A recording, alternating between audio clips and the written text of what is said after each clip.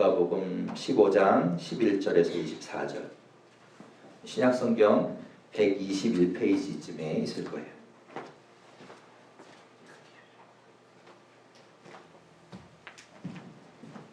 누가복음 15장 11절에서 24절.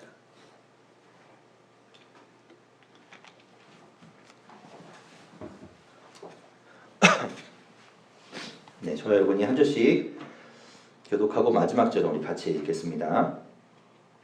또 이르시되 어떤 사람에게 두 아들이 있는데 둘째가 아버지에게 말하되 아버지여 재산 중에서 내게 돌아올 분깃을 내게 주소서 하는지라. 아버지가 그 살림을 각각 나누어 주었더니 그 후 며칠이 안 되어 둘째 아들이 재물을 다 모아가지고 먼 나라에 가 거기서 허랑방탕하여 그 재산을 낭비하더니 다 없앤 후 그 나라에 크게 흉년이 들어 그가 비로소 궁핍한지라. 가서 그 나라 백성 중 한 사람에게 붙여 사니 그가 그를 들로 보내어 돼지를 치게 하였는데 그가 돼지 먹는 시장 열매로 배를 채우고자 하되 주는 자가 없는지라. 이에 스스로 돌이켜 이르되 내 아버지에게는 양식이 풍족한 품꾼이 얼마나 많은가. 나는 여기서 줄여 죽는구나. 내가 일어나 아버지께 가서 이르기를 아버지 내가 하늘과 아버지께 죄를 지었사오니 지금부터는 아버지의 아들이라 일컬음을 감당하지 못하겠나이다. 나를 품꾼의 하나로 보소서 하리라 하고 이에 일어나서 아버지께로 돌아가니라. 아직도 거기가 오는데 아버지가 그를 보고 시근히 여겨 달려가 목을 안고 입을 맞추니 아들이 이르되 아버지 내가 하늘과 아버지께 죄를 지었사오니 지금부터는 아버지의 아들이라 일컬음을 감당하지 못하겠나이다 하나 아버지는 종들에게 이르되 제일 좋은 옷을 내어다가 입히고 손에 가락지를 끼우고 발에 신을 신기라. 그리고 살진 송아지를 끌어다가 잡으라. 우리가 먹고 즐기자. 이 내 아들은 죽었다가 다시 살아났으며 내가 잃었다가 다시 얻었노라 하니 그들이 즐거워하더라. 아멘. 네.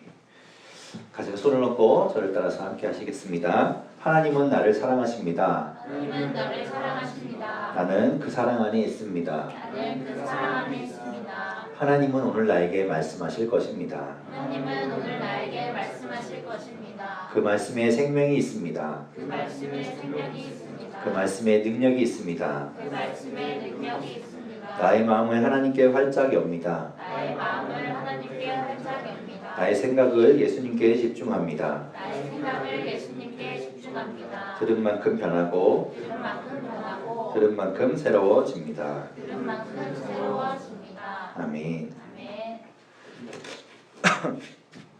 네, 오늘 우리가 읽은 본문 어때요? 여러분 너무나 잘 아는 이야기죠? 우리가 너무 잘 아는 이야기, 너무나 많이 들었던 이야기입니다.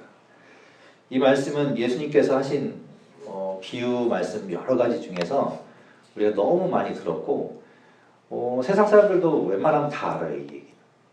탕자의 비유. 탕자 그러면 뭐 다 아는 것 같아요. 돌아온 탕자 이야기를 사람들이 많이 알고 있죠. 제가 이제 어제가 아니죠. 원래 수, 목, 금 이렇게 하는 거였던 것 같은데 이제 제가 목요일하고 금요일 날을 가서 신천지 대책 세미나라는 걸 해서 가서 들어봤어요. 예, 들었는데 이제 신천지에서 계시던 분들이 나와갖고 이제 신천지가 뭐 어떻게 가르친다, 뭐 어떻게 포섭을 한다, 뭐 이런 이야기들을 이제 들으면서 어떻게 조심해야 되겠구나라는 것들을 생각하는 시간이었어요. 근데 이제 신천지나 이단들의 특징을 보면 비유를 가지고요. 이렇게 이제 우리가 읽은 본문의 내용이 비유예요. 예수님께서 말씀하신 비유. 이 비유를 가지고 어떻게 해석을 하냐면 자기들에 맞게, 자기들이 편한 대로 해석을 합니다. 이게 충분히 가능해요. 그렇게 그래서 신천지에서 하는 이야기를 잘 들어보면 사람들이 거기 빠지는 이유 중에 하나가 들어보면 그럴듯하거든요. 이 비유라는 게 이렇게 해석하면 이렇게 해석이 되고 또 저렇게 해석하면 저렇게 해석이 되는 특징을 가지고 있어요. 왜 이 얘기를 하냐면 오늘도 예수님께서 하신 이 비유의 말씀인데 이 이야기만 뚝 떼어서 생각을 하면 다른 쪽으로 해석이 가능하다는 거죠. 예수님께서 이 이야기를 하실 때는 예수님의 의도가 있어요. 왜 이 이야기를 했는지. 우리가 이제 보통 사람들하고 대화할 때도 좀 더 쉽게 이야기해 줄 때, 예를 들어서 말이야 이런 거라고 얘기할 때 그 예를 들어서 이야기하는 이유가 뭐예요? 내가 뭔가 하려는 이야기를 좀 더 쉽게 설명을 해주고 이해하기 쉽게 하려는 그런 의도인데 그 예만 가지고 생각하면 전혀 다른 해석이 나올 수 있다는 거죠. 이 탕자의 비유를 그럼 예수님께서는 왜 하셨을까? 이 이야기는 예수님께서 어떤 의도를 가지고 하셨을까? 왜 하셨을 것 같아요? 그 의도는 우리가 읽은 본문이 11절부터죠. 11절부터인데 그 바로 앞에 있는 10절을 보면 알 수 있습니다. 여러분 성경책에 있으면 10절을 한번 보세요. 10절, 15장 10절 말씀. 우리 같이 한번 읽어볼까요? 시작. 내가 너희에게 이르노니 이와 같이 죄인 한 사람이 회개하면 하나님의 사자들 앞에 기쁨이 되느니라. 네, 죄인 한 사람이 회개하면 하나님의 사자들 앞에 기쁨이 된다. 그러면서 이 뒤에 이제 이 얘기를 하시는 거예요. 그러니까 뭘 얘기하시려는 거예요? 한 사람이 회개하는 것이 뭐 어떤 의미가 있는지, 한 사람이 회개한다는 것이 어떤 중요한 것인지, 한 사람이 회개한다는 것이 하나님께서 얼마나 기뻐하시는 일인지, 그거에 대해서 예를 들어서 비유를 들어서 설명하시고 있는 이야기가 바로 오늘의 이야기라는 거죠. 이 이야기에는 등장하는 사람들이 여러 명이 있습니다. 여러분이 이제 일주일 읽어봤지만 등장 인물이 많아요. 그래서 이걸 이제 연극으로도 한다 그러면 뭐 벌써 배역이 쫙 정해져야 되겠죠. 여러분이 쫙 이 본문을 읽어보니까 등장 인물 누가 보여요? 여러분이 배역을 짠다고 하면 아버지, 네, 그리고 작은 아들, 큰 아들, 아들 둘이죠. 둘 나오고 또 누가 있을까요? 돼지, 네, 돼지도 필요해요. 돼지, 네, 꿀꿀꿀 하면서 돼지가 있어야 되겠죠. 돼지 있어야 되고, 네. 또 찾아보세요. 누가 여러분이 연극을 만든다고 하면 종이요. 종, 네, 종들이 또 있어야 돼요. 종들, 주인, 돼지 주인, 네, 돼지 주인도 있어야 되겠죠. 네, 대충 또 있을까요? 이 정도? 네, 이 정도 있을 것 같아요. 자, 이 이야기를 그 등장인물에, 그러니까 이런 우리가 이제 연극을 만든다거나 어떤 뭐 극을 만들 때는 주인공을 누구로 삼느냐에 따라서 그 얘기가 완전 달라지잖아요. 그러니까 뭐 오늘 등장하는 인물들을 우리가 살펴봤는데 첫째 아들의 관점에서 이 이야기를 볼 수도 있어요. 첫째 아들의 관점에서 이 이야기를 전체를 보면 조금 다른 의미로 다가오겠죠. 그리고 둘째 아들의 입장에서 이 전체 이야기를 보면 또 다른 의미로 다가올 거예요. 첫째 아들은 이 오늘 본문에는 잘 등장하지 않아요. 첫째 아들. 근데 우리가 읽은 이 뒷부분에 보면 이제 첫째 아들 이야기가 나오는데 첫째 아들이 등장을 하고, 그럼 오늘 이야기에 가장 좀 많이 등장하고 있는 둘째 아들. 둘째 아들은 좀 어떤 사람인 것 같아요? 여러분이 이 둘째 아들을 좀 파악해 보십시오. 이 둘째 아들은 어떤 사람인 것 같아요? 어떤 특징을 갖고 있는 것 같아요? 어떤 성격이고?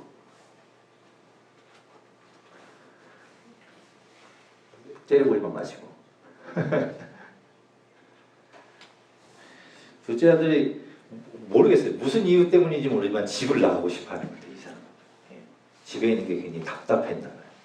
그리고 그 아버지가 대를 이어서 하고 있는 그 큰아들이 이제 대를 이어서 그 일을 하게 되는데 그 일이 싫으니까 나가려고 하겠죠. 그 일이 적성에 맞고 좋았으면 자기가 하려고 했겠지. 그러니까 무슨 일이었는지 모르지만 그 일이 마음에 안 들어요. 그리고 집에 있는 게 싫어요. 그래서 어떻게든 떠나고 싶어요. 독립하고 싶어요. 그런데 뭐 당연히 뭐 일을 안 했으니까 수중에 돈은 없었겠죠. 그 어떻게 해요? 오늘 그래서 그 사람이 어제 놀라운 이야기를 하게 되는 겁니다. 자, 그 둘째를 바라보는 그 둘째와의 관계에 있는 아버지. 오늘 이야기는 사실은 이 아버지에게 초점이 맞춰져야 돼요. 처음에 우리가 10절을 읽었을 때 뭐라고 그랬어요? 죄인 한 사람이 회개할 때 하나님께서 기뻐하신다. 그 하나님이 이 극 중에서는 누굴까요? 네, 아버지인 거예요. 아버지가 보는 그 죄인 한 사람이 돌아오는 거에 대한 이야기를 하고 싶은 예수님의 의도이기 때문에 원래 주인공은 아버지인 거죠. 12절에 보면 둘째 아들이 그 아버지에게 요구를 해요. 뭘 요구하냐면 유산을 요구합니다. 우리 12절 읽어볼까요? 자, 12절 읽어보겠습니다. 시작. 그 둘째가 아버지에게 말하되 아버지여 세상 중에서 내게 돌아올 분깃을 내게 주소서 하는지라. 아버지가 그 살림을 각각 나눠 주었더니. 네. 무슨 얘기인지 알죠? 내가 받을, 아버님이 돌아가시면 내가 받을 유산, 그러니까 그걸 달라는 거예요, 미리. 그런데 여러분, 유산이라는 게 법 공부해본 사람 있어요? 법? 없죠? 네, 다행이에요. 제가 막 얘기도 모를 테니까. 법은 있잖아요. 유산이라는 건, 유언이라는 건 언제 효력을 발휘할 것 같아요? 근데 그 사람이 죽어야 효력을 발휘해요. 그러니까 그 사람이 살아있을 때는 유언장을 계속 바꿀 수 있어요. 계속 수정할 수 있고 취소할 수 있고 내가 썼던 거 찢어버릴 수도 있고 마음대로 할 수 있어요. 그런데 이제 그 사람이 죽으면 그때부터 그 유언장은 딱 고정이 돼서 그때 효력을 발휘하는 거예요. 유산도 마찬가지. 내가 전 재산을 영재에게 주노라. 그래서 이제 얘기를 약속을 해놨어요. 영재는 되게 좋아하겠죠? 아무것도 없는데 소망을 막 좋아하는. 근데 내가 살아있을 때는 취소할 수 있어. 이게 영재 하는 거 보니까 별로야. 나 영광이한테 줄래. 그러면 내가 마음대로 바꿀 수 있어요. 그런데 내가 죽으면 이제 그때는 끝. 그때부터는 효력이 발생해요. 내 모든 재산이 영광이한테 가는 거예요. 그런 식으로. 이게 죽어야만 효력을 발휘하는 게 유언이고 유산인 거예요. 그런데 이 둘째 아들이 그걸 달라는 겁니다. 그 유산을 효력이 발생되도록 내가 가지겠다는 거예요. 그 얘기는 뭐냐면 바꿔 얘기하면 아버지와의 관계를 끊는 거죠. 조금 더 심하게 얘기하면 아버님 돌아가십시오 라는 이야기인 거예요. 그래야 내가 그 효력을 발휘해서 유산을 갖게 되는 거니까. 그러니까 굉장한 불효를 하는 거죠. 아버님 이게 뭐 말은 쉬워요. 어차피 내가 받을 유산이니까 그냥 저 주세요. 그래 얘따 가져라. 이렇게 이제 뭐 되게 쉬운 얘기인 것 같지만 법적으로 따지면 굉장히 이렇게 복잡한 이야기예요. 사실은 죽어야만 되는 일이기 때문에 아버지는 살아있는데 죽은 것처럼 효력을 발휘하겠다는 이야기인 거죠.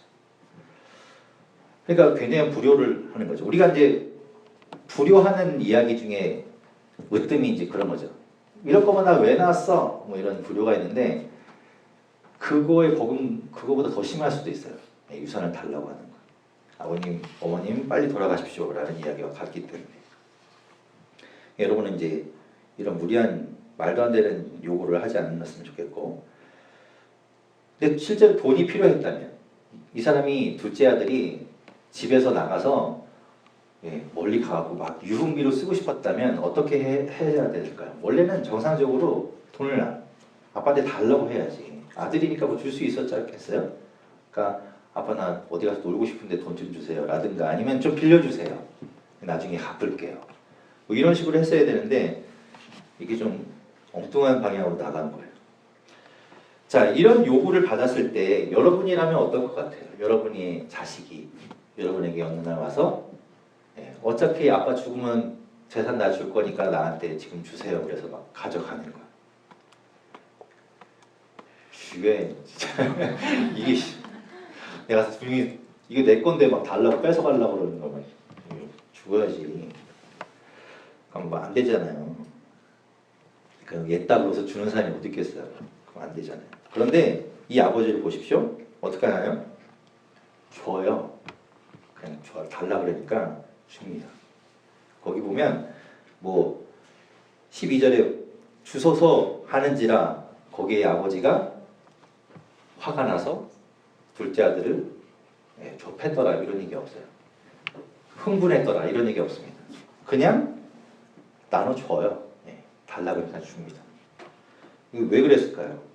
왜 아들이 그렇게 말도 안 되는 요구를 하는데 주게 되었을까? 어차피 아들 둘이니까 말 잘 듣는 첫째 놔두고 둘째는 그냥 버리자 뭐 이런 마음이었을까요? 사랑하기 때문에 그래요. 사랑하기 때문에.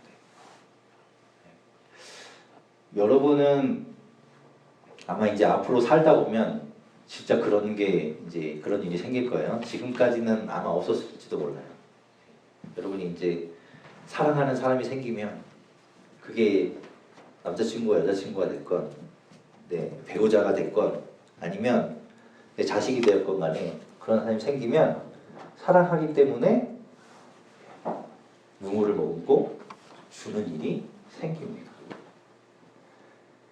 근데 그건 아니에요. 사랑하기 때문에 헤어진다 이건 좀 그건 아닌 것 같고 어쨌든 사랑하기 때문에 주는 거 그런 일이 생기게 돼요. 오늘 이 아버지는 바로 그런 거예요. 사랑하기 때문에 둘째 아들이 말도 안 되는 요구를 함에도 불구하고 주는 겁니다. 그러면 그 선택 때문에 이 둘째 아들이 잘못되면 어떡하라고요? 아버지가 모를까요? 둘째 아들의 성격을 다 알고 있는데 분명히 얘 주면 가서 한 달도 안 돼서 다 날려먹을 거 알고 있는데 그래도 주는 거예요. 사랑하니까. 우리가 이제 선악과 얘기를 하면 우리가 보통 사람들이 뭐라고 생각하냐면 아니 그 선악과를 만들지 않았으면 애초에 그거 없었으면 사람들이 죄 안 짓잖아. 왜 굳이 그걸 만들어 갖고 사람들이 그걸 먹게 만들고 그것 때문에 사람들이 죄 짓게 만들었을까? 그렇게 사람들은 의문을 갖죠. 근데 여러분 사람을 만들 때 자유의지 없이 로봇처럼 프로그램 딱 시켜놓고 그 프로그램대로만 살아가게 만들고 시키는 대로만 하게 만든다. 여러분이 그렇게 만들어졌다. 그럼 과연 여러분이 행복하겠습니까? 하나님은 제가 늘 주장하는 것 중에 하나. 하나님은 우리가 행복하기를 원하고 계세요. 그래서 우리에게 선택권을 주시는 거예요.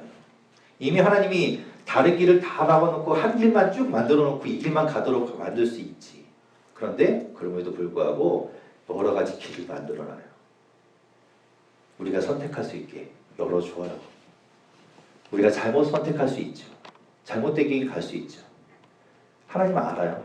그렇게 될 거 아는데도 우리를 사랑하니까 우리에게 자유의지를 주고 선택할 수 있는 기회를 주는 거예요. 참 아이러니하면서도 신기하죠. 그러면 그 다음에 내가 잘못된 길을 선택하고 잘못된 것을 갔을 때 그럼 어떻게 되는가? 그 뒤에 이야기가 나와요. 하나님은 어떤 분이냐면 우리에게 자유를 허락해 주시는 분이에요. 그 자유를 통해서 우리가 선택할 수 있도록 우리에게 맡기십니다. 아프지만 괴롭지만 그걸 허용해 주시는 그분의 입장에서 보면 얼마나 답답하겠습니까만 그래도 사랑하기 때문에 허용해 주는 거죠. 그 아들 보십시오. 이 아버지의 품을 떠난 그 둘째 아들은 어떻게 되었습니까? 14절을 볼까요? 14절에 그 아들이 어떻게 되는지 나와요. 14절 같이 읽어볼게요. 시작. 다 없애는 그 나라에 크게 흉년이 들어 그가 비로소 궁핍한지라. 다 없앴어요. 그리고 다 없어졌으니까 이제 궁핍해졌겠죠. 거지가 된 거예요. 모든 것 다 잃었어요. 세상이 좋아 보였거든. 집에 있으니까 답답한 거예요. 여기 있으니까 맨날 아빠가 하라는 것만 해야 되고 진짜 고리타분한 아버지 밑에서 막 이렇게 내가 이러고 살아야 돼? 자유롭게 살고 싶어. 바깥에 보니까 너무나 좋아 보이고 조금 풍족해 보이고 내가 저기 가면은 잘 살 수 있을 것 같은데 그래서 다 챙겨갖고 떠났더니 어떻게 돼요? 없어졌어요. 그거 없어지면 어떻게 되나요? 다 잃게 되면 궁핍해지는 거예요. 남은 게 없어요. 세상이 좋아 보이고 풍족해 보이지만 실상 그렇지 않아요. 그곳에서는 정말 돈이 왕이에요. 돈 없으면 진짜 궁핍한 세상이 되는 거예요. 세상이 이 밖에 나가는 세상이 너무 화려하죠. 근데 그게 다 내 게 아니거든. 돈 없으면 아무리 화려해 보여도 다 꽝이에요. 내 게 아니에요. 그 가운데 있지만 그냥 난 궁핍한 채로 가난한 채로 살아가는 거죠. 그때 이 둘째 아들이 깨닫게 됩니다. 다 잃고 난 후에 비로소 그때 깨달아요. 뭘 깨닫느냐면 아버지께 있을 때가 풍족했던 거구나. 아버지 안에 있을 때, 내가 아버지 집에 있을 때가 좋았던 거구나. 그제서야 깨달아요. 자, 그 전에 깨달으면 얼마나 좋아. 꼭 잃고 나면, 매맞고 나면, 혼나고 나면 그때 깨닫는 거예요. 17절에 보십시오. 17절에 그 아들이 이렇게 생각합니다. 17절 같이 이렇게 읽어볼게요. 시작. 이에 스스로 돌이켜 이르되 내 아버지에게는 양식이 풍족한 품꾼이 얼마나 많은가. 네, 아버지는 그 아버지께 있을 때는 풍족한 정도가 아니라 아들인 자기는 뭐 당연히 풍족했겠죠. 그 밑에 있는 종들까지도 풍족했다는 거예요. 그렇게 회상하죠. 하나님께 있을 때가 풍족하다라는 것을 알게 하는 겁니다. 두 번째로 우리가 이 본문에서 보게 되는 하나님은 어떤 분인가? 하나님은 우리를 풍족해만 하시는 분이에요. 풍족하게. 하나님, 여러분이 이제 친구들 전도할 때, 야, 교회 가자, 예수 믿자 그러면 뭐 때문에 안 가나요? 뭐 때문에 싫다 그러나요? 자기가 하고 싶은 거 못하는 것 때문에 아마 많은 사람들이 교회에 오는 거 싫어할 거예요. 술도 못 먹게 하고, 담배도 못 피게 하고, 이것저것 하지 말라는 게 너무 많으니까. 그래서 내가 막 하고 싶은 대로 다 하고 살 수 있는 하나님 품을 떠나서 그렇게 살아가는 게 더 좋아 보이는 거죠. 그런데 아니에요. 하나님 안에 있을 때가 오히려 더 풍성하고 더 생명이 있다는 거죠. 그 안에 진정한 양식이 있다는 겁니다. 영원히 목마르지 않는 생명. 그런 게 있는 거예요. 바깥에 가서 아무리 찾아도 아무리 우리가 갈구하고 막 그것을 찾아다녀도 찾을 수도 없고 메워지지도 않는 그런 갈증이 그곳에는 있죠. 그래서 둘째 아들이 진정으로 자신을 깨닫게 돼요. 진짜 회개가 이제 일어납니다. 여러분, 진짜 회개가 이제 여기 딱 등장해요. 진짜 회개란 무엇인가? 18절 21절 18절 21절 같이 읽어보겠습니다. 시작. 내가 일어나 아버지께 가서 이르기를 하늘과 아버지께 죄를 지었사오니 21절 아들이 이르되 아버지 내가 하늘과 아버지께 죄를 지었사오니 지금부터는 아버지의 아들이라 일컬음을 감당하지 못하겠나이다 하나. 예. 진정한 회개가 뭔가 이게 딱 보여요. 뭔 것 같아요? 진정한 회개. 진정한 회개는 하나님과 사람에게 다 잘못을 한 걸 깨닫는 거예요. 여러분, 밀양이라는 영화 봤어요? 얘기는 들어봤죠. 밀양이라는 영화 보면 전도연이 이제 밀양에 내려가 살아요. 밀양에 왜 갔지? 남편 고향이었나? 네, 아무튼 그래갖고 남편이 죽었나? 네, 오래돼서 아무튼 남편이 없어요. 그 이제 애 하나 데리고 밀양이라는 곳에 가서 살아요. 이제 새로운 곳에 가서 사는 거야. 거기 정착하고 살려고 하는데 이제 소문이 어떻게 났냐면 되게 부자더라 이렇게 소문이 났어요. 부자 이렇게 이혼하고 아니면 뭐 죽었는지 하여튼 그래갖고 뭐 돈을 많이 이렇게 보험금 같은 걸 받아갖고 위자료 같은 걸 받아서 내려왔다더라. 그리고 소문이 이렇게 약간 돈을 많이 갖고 있다 뭐 이렇게 소문이 난 거야.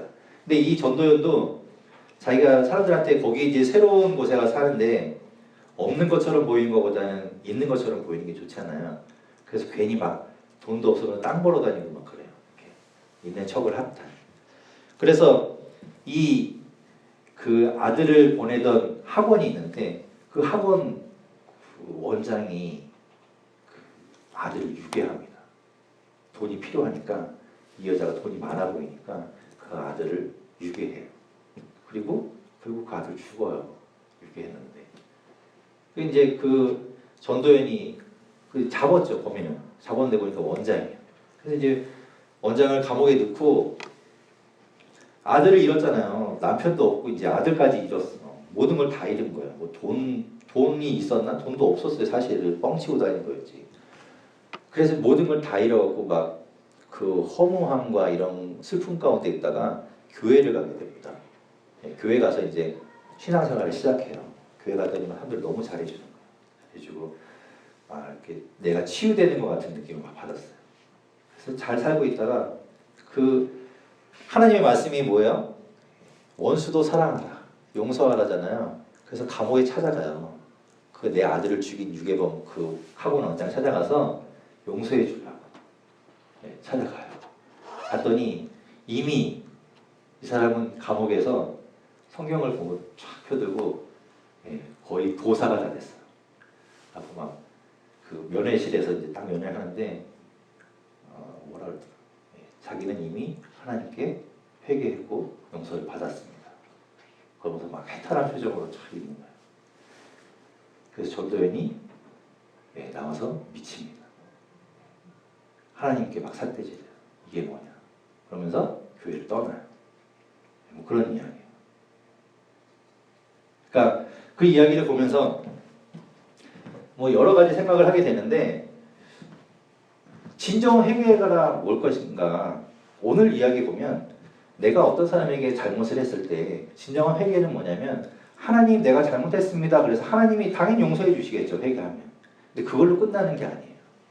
내가 누군가에게 잘못했으면 그 사람에게도 용서를 구하고 그 사람이 나를 용서해 주고 그런 일이 일어나야 돼요. 나는 내가 저 사람 그 범인을 보십시오. 내가 애를 죽였는데 한 집에 애를 죽였는데 하나님이 용서해 줬으니까 나는 다 용서받았다.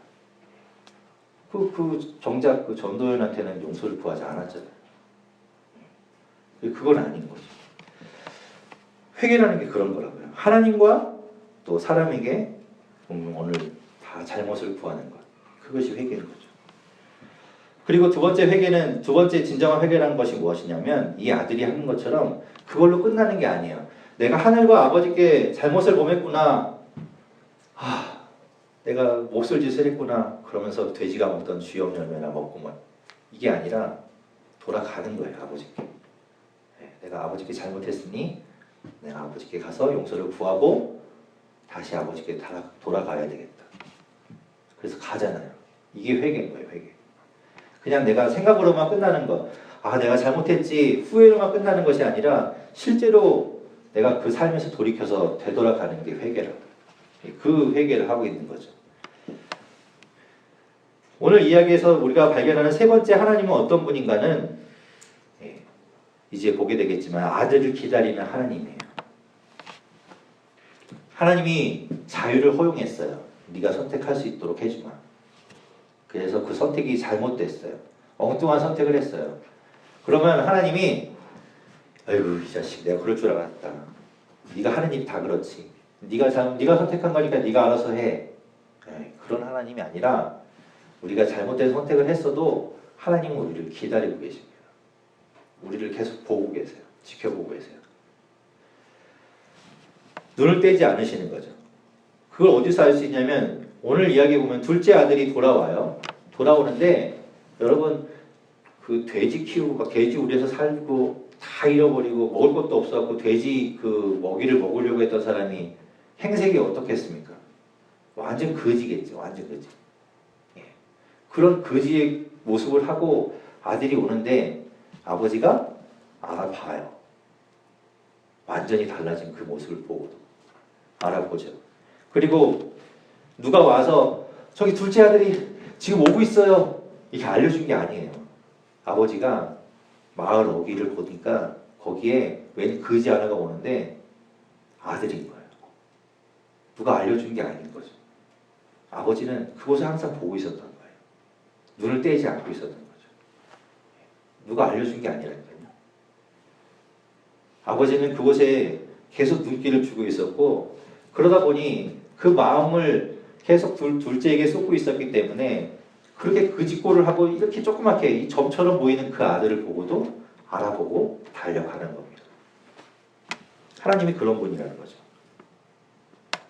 우리가 잘못된 선택을 하고 우리가 잘못된 길을 갔을지라도 우리가 회개하고 돌아가면 하나님은 우리를 계속 지켜보시고 우리를 떠나지 않고 우리를 포기하지 않기 때문에 우리를 품어주시는 분이 그 하나님이에요. 자나깨나 눈을 떼지 않고 기다리시는 분. 그분이 하나님이라는 거죠. 자, 그렇게 아들이 돌아옵니다. 아버지를 반겨요. 아버지와 만나요. 아까 21절에 본 것처럼 내가 잘못했습니다 라고 이야기할 때 그렇게 회개할 때 아버지는 어떻게 하는지 22절에서 24절 같이 한번 읽어보겠습니다. 22절부터 24절까지 읽겠습니다. 시작. 아버지는 종들에게 이르되 제일 좋은 옷을 내어다가 입히고 손에 가락지를 끼우고 발에 신을 신기라. 그리고 살진 송아지를 끌어다가 잡으라. 우리가 먹고 즐기자. 이 내 아들은 죽었다가 다시 살아났으며 내가 잃었다가 다시 얻었노라. 하니 저들이 즐거워하더라. 네. 하나님이 그 회개하는 아들, 잘못했습니다. 이렇게 회개하는 그 아들에게 지나간 잘못에 대해서 묻지 않아요. 너 왜 그때 그렇게 나한테 서운하게 재산을 달라고 했니? 너 왜 집을 나갔니? 너 왜 가서 그 많은 재산 다 탕진하고 왔니? 너 왜 이제야 돌아왔니? 한 번도 연락하지 않았니? 아무것도 묻지 않아요. 그냥 돌아온 그 자식 기쁘게 받아주고 즐거워해 줍니다. 그게 하나님이에요. 오늘 발견하는 네 번째 하나님은 어떤 분이신가 하면 우리가 회개하고 그리고 하나님께 돌아가면 언제나 기쁘게 그리고 용서해 주시는, 우리를 맞아주시는 그분이 바로 하나님인 거죠. 그게 얼마나 은혜인지 몰라요. 여러분 생각해 보세요. 그 재산 반 얼마나 되는지 모르지만 그거 다 날려먹고 왔는데 그 아버지 속삭였는데 그동안에 뭐 손에 끼친 거, 그동안 속삭인 거 다 아버지가 물어내라, 뭐 그것에 대해서 뭐 보상해라, 뭐 이런 얘기 전혀 없어요. 그냥 돌아왔으니 된다. 돌아왔으니 된다. 그걸로 끝나는 거죠. 그런 하나님이십니다. 오늘 이야기를 쭉 정리해 보면 그래요. 하나님은 우리가 회개하고 하나님께 돌아가는 걸 기다리고 계세요. 그걸 제일 기뻐하신다고 그랬어요. 한 죄인이 회개하고 돌아오는 것. 그러면서 오늘 이야기를 하는데 그 안에 그 아버지의 모습을 보면서 하나님의 모습을 우리가 보게 되는 거예요. 하나님은 어떤 분인가 하면 우리가 얼토당토하는 그런 선택을 할 때도 하나님이 그걸 막지 않고 그냥 두세요, 사실. 왜냐하면 우리를 너무 사랑하기 때문에 우리가 선택할 수 있도록 그냥 주시는 거예요. 우리에게 자유를 주시는 거예요. 우리가 아무것도 못하도록 진짜 다 이렇게 묶어놓는 것이 아니라 우리가 할 수 있게 그냥 두세요. 그렇게 두시면서 우리를 그냥 포기하시고 아유 말도 지지리도 안 되네. 우선 그냥 두는 게 아니라 그러면서도 하나님께서는 우리를 계속 지켜보고 계시대요. 우리를 놓지 않으시고 우리를 포기하지 않으시는 거죠. 그렇게 기다리고 계시는 거예요. 그 하나님 안에 원래 생명이 있고 풍족함이 있는데 그걸 모르고 우리가 떠나는 거지만 어쨌든 우리가 다시 그 잘못을 돌이키고 그것을 깨닫고 하나님께로 돌아간다면 하나님은 우리에게 더 이상 그 잘못에 대해서 그 문제에 대해서 묻지 않으십니다. 회개했으면 끝. 우리 사실 그렇잖아요. 회개하고 다시는 그 죄를 짓지 않는 거 아니죠. 반복해서 짓는 죄들도 되게 많아요. 다른 사람 미워하지 말아야지. 뭐 어떻게 안 그래요? 맨날 그러는데. 하루에도 수십 번씩 미워하는데. 그때마다 잘못했습니다. 안 그럴게요. 하나님 도와주세요. 그리고 나서 돌아서면 또 누구 미워하고 있고. 우리의 모습이 그렇지만 하나님 그거에 대해서 너 왜 지난번에 회개해놓고 또 남 미워하고 있니? 너 그거 며칠 날 회개했잖아. 근데 또 그 잘못 또 하고 있어? 하나님 그렇게 얘기하시는 분이 아니라 우리가 회개하면 다 그냥 받아주시고 용서해 주시고 우리를 품어주시는 분이 하나님이십니다. 그 하나님이 우리를 기다리고 있어요. 우리가 지금 하나님 앞에 와 있지만 우리의 마음을 기다리고 계신 거예요. 우리의 습관과 우리의 행동과 우리의 모든 말과 생각을 기다리고 계세요. 하나님 떠나서 내 마음대로 세상 쫓아서 선택했던 것들을 돌이켜서 하나님 앞으로 다시 오는 것. 그걸 기다리고 계신 거예요. 하나님께 돌아갑시다. 하나님께 돌아가면 그 안에 생명이 있어요. 그 안에 풍족함이 있고 다른 데는 없어요. 다른 데는 바닷물처럼 먹을수록 갈증만 날 뿐입니다. 하나님이 우리를 기다리고 계시는 우리가 그곳으로 돌아갈 수 있기를 바랍니다.